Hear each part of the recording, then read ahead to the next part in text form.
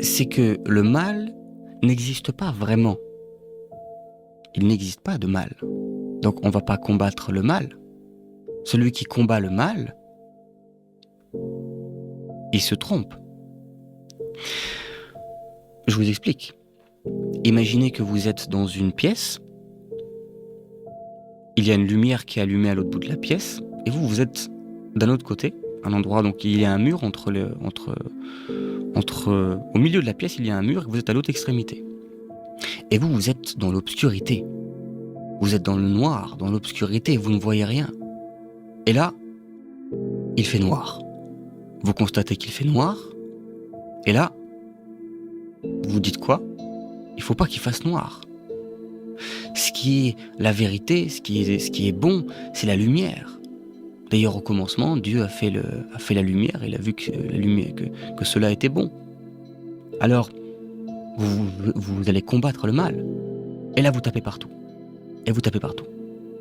Vous êtes dans le noir et vous tapez partout. Et pam, pam, pam, pam, pam, pam. Je vais casser le noir. À un moment, je vais trouver pourquoi c'est noir. Et vous touchez un truc et vous dites, ah là, j'ai touché un truc. Ça y est, j'ai touché quelque chose. Peut-être que si je le serre dans mes mains bien fort, là, ça va être lumineux. Non. Il fait noir. On est dans les ténèbres, dans cette pièce, parce que la lumière est cachée. On va pas se battre contre les ténèbres. On se bat pas contre les ténèbres. On se bat pour la lumière. Et en faisant la lumière, soit en faisant la lumière donc de l'intérieur, en vivant la lumière en nous, mais la lumière en nous, elle est toujours là, sauf qu'elle est juste occultée. Donc, dans cette image de la pièce, il faut aller trouver ce qui occulte la lumière et pas se battre contre l'obscurité. Et donc, on va casser le mur qu'il y a au milieu de la pièce et on va laisser transparaître la lumière. Et là, l'obscurité n'est plus là.